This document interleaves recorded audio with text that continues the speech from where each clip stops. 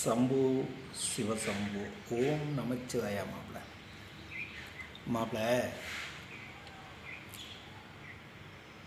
கோயில், கடவுள் வழிபாடு, விரதம், இந்த வழியில் நீங்கள் கடவுளை கண்டுபிடிங்க, கடவுளை அடையுங்க. அதுக்கு பேர் ஆகமத்தின் வழியில் கடவுளை அடையிறது, கடவுளை உணர்ந்துக்கிறது. சித்து வழிங்கிறது தனக்குள்ள இருக்கிற இரையாற்றலை தூண்டி அந்த பிரகாச வெளிச்சத்திலேயே பயணம் பண்ணி மிகப்பெரும் ஆற்றலான பரம்பெரும் பொருளான சிவனை அடைஞ்சு சிவனோட ஐக்கியமாகிறது சித்து வழி, ஞான வழி, சித்தர் வழி. எல்லாம் தெரிஞ்சிட்டியா மாமா அப்படின்னு சொன்னப்ப, முதல்ல நாம் தெரிஞ்சது எல்லாமே, நீங்கள் தெரிஞ்சது எல்லாமே, நான் தெரிஞ்சது எல்லாமே இரவல் அறிவு.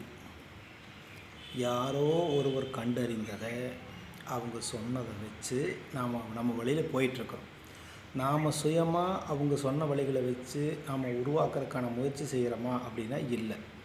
அதில் சித்து வழியில் இருக்கிறவங்க எல்லாருமே சுயமாக அதை உருவாக்குறதுக்கான முயற்சியில் இருக்கிற ஆளுங்க தான் சித்து வழி தேடலில், ஆத்ம வழி தேடலில் இருக்கிறவங்க.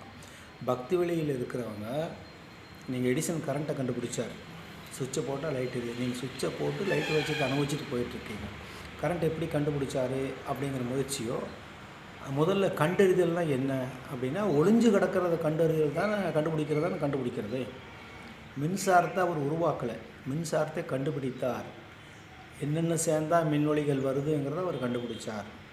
எப்படி டங்ஸ்டன் இலையை சேர்த்துனா பல்பு எரியுதுங்கிறத கண்டுபிடிச்சார். கண்டுபிடிக்கப்பட்டது எல்லாமே மறைக்கப்பட்டதை கண்டுபிடிக்கிறது. அவர் உருவாக்கினார்னு சொல்கிறது இல்லை யாருமே. மின்சாரத்தை உருவாக்கினார்னு சொல்கிறது இல்லை, ரேடியோவை உருவாக்கினார்னு சொல்கிறது இல்லை, கண்டுபிடித்தார்னு சொல்கிறோம்.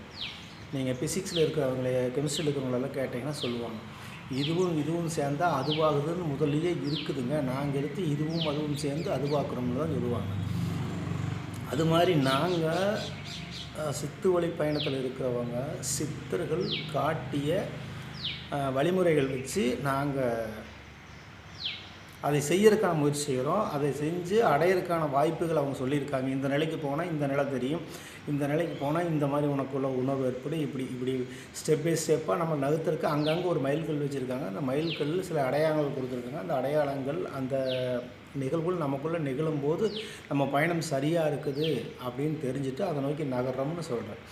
நீங்கள் பக்தி வழியில் போய் இறைவன் அடைகிறதுக்கான உங்களுக்கு மைல்கல்கள் எங்கே இருக்குது, ஆனால் அதையெல்லாம் மூடி வச்சு மொத்தமாக பக்திங்கிற ஒரே ஒரு வட்டத்துக்குள்ளே போட்டு ஒரே அபிஷேகம் பண்ணிட்டாங்க.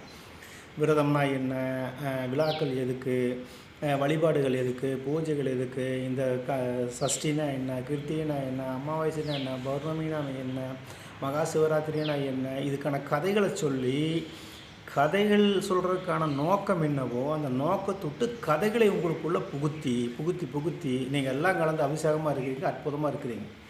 ஆனால் எதுக்காக இதெல்லாம் சொன்னாங்க, அதை அடைஞ்சிங்களா? இல்லை. பரபரப்பான வாழ்க்கையில் அப்படியே கோயிலுக்கு போகிறதும் ஒரு பரபரப்பு, வர்றதும் ஒரு அப்படியே தான் இருக்குது மாப்பிள்ள. அடுத்த ஸ்டெப்புக்கு அது போகவே இல்லை. அந்த போகிறக்கான முயற்சி நீங்கள் தான் எடுக்கணுங்கிற வழிமுறைகளில் எதுவும் தவறே கிடையாது. வழிபாடு எல்லா முறையும் சரிதான். அதில் என்ன அறிவியல் இருக்குது, அதை நம்ம சரியாக கடைப்பிடிக்கிறோமா?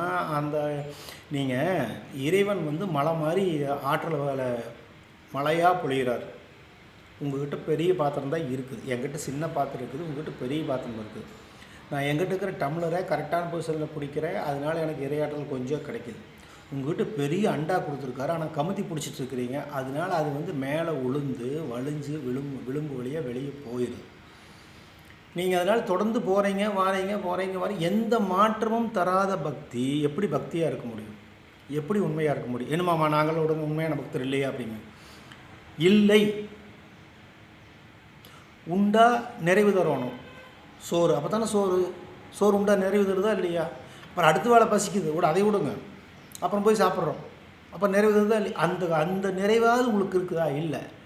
நீங்கள் போகிறீங்க, அப்பாடா திருப்தியான தரிசனம் திரும்பி தர்றீங்க. அந்த தரிசனம் உங்களுக்குள்ளே என்ன பண்ணுது, என்ன விதை ஊனுது? உங்கள் வாழ்க்கையில் எந்த மாற்றமுமே இல்லை, அதே பரபரப்பு, அதே எல்லா மனச்சுமையோடையும் அதே மிருகத்தனமான வாழ்க்கையை வாழ்கிறீங்கன்னா அந்த வழிபாடு உங்களுக்கு எதுவுமே சரியில்லைன்னா வழிபாடு மோசம் இல்லை, வழிபடக்கூடிய நீங்கள் வழிபடுறதுக்கான வழிமுறைகளை தெரிஞ்சுக்கலின்னு சொல்ல வரேன்.